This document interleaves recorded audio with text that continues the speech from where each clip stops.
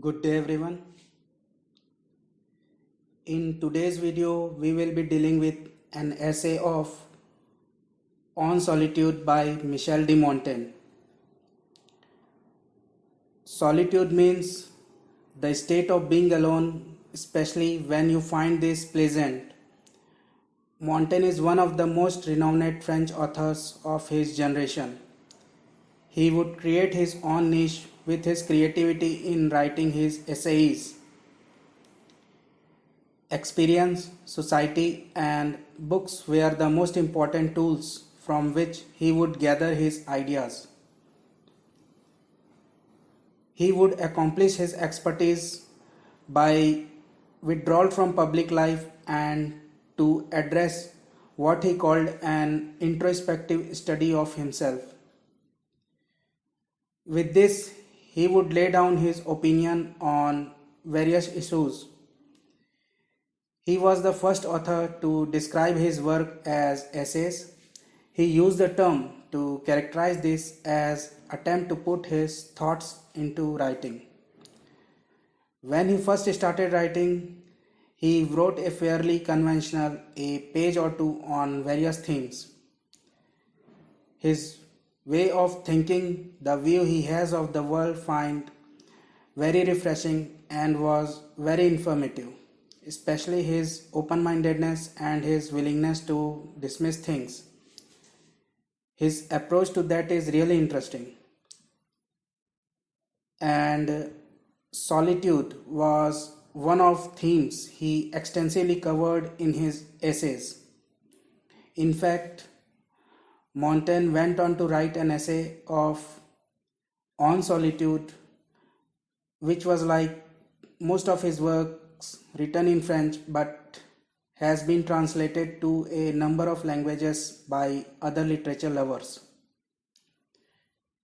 His fundamental assertion in his collection of essays to tell of his own being and way of life. Montaigne describes his experience of self-imposed solitude that present a break in physical movement and greatly limit exposure to external stimuli. Learning to embrace solitude helps us put worldly ambition into perspective. Throughout the book On Solitude, Montaigne brings up several great points that he argues. Solitude is not physical isolation from others, but a state of being. Solitude as a subjective state in which our mind is free from input from other minds and distractions. He felt one needed to be hardy, means strong enough to bear extreme conditions or difficult situations, and also needed to be broad-minded, balanced, and open to learning new things. Solitude is very important and necessary in some walks of life. It improves our mental well-being. People who learn to find comfort in solitude tend to be happier, experience lower levels of stress, and are less likely to have depression.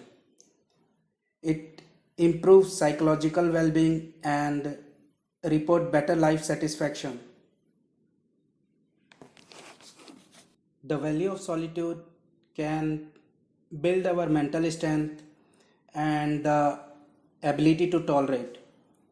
And alone time is linked to increased happiness, greater life satisfaction, and improved stress management. The power of solitude, being separated for a while to spend time by ourselves, can benefit us immensely. A life of solitude means it involves being alone without being lonely. Loneliness is a very different beast in which a person feels isolated and craves more social contact. Solitude can be a blessing, and science has proven that Spending time alone can have tremendous benefit if used wisely. Solitude can be a powerful tool for achieving health, happiness, and success. Being alone is a great opportunity for reflection. By reflecting on life, we can find out what direction to go and what to avoid in future. Another power of solitude is productivity. When we spend time alone, we are less likely to be distracted by other people. So, if you want to be more compassionate, loving, productive, and gain more insight in yourself, consider harvesting the power of solitude.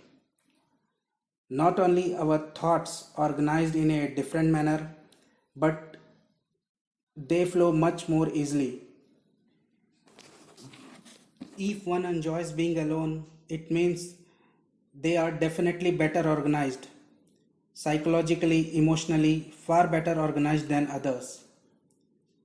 There is a phenomena of life within us which is far bigger than all the entertainment we have.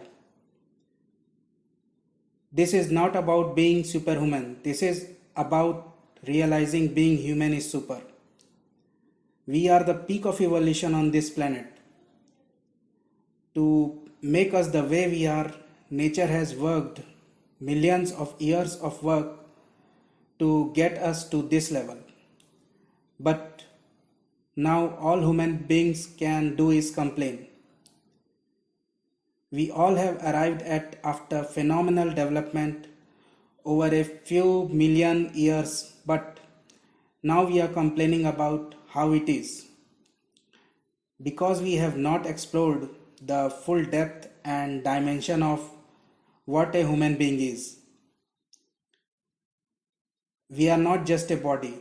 There's something more to this. Intentional solitude, no distractions, only the promise of peace in a world of noise. It's in this space that we find our purpose, and in this sense of purpose lies our true power.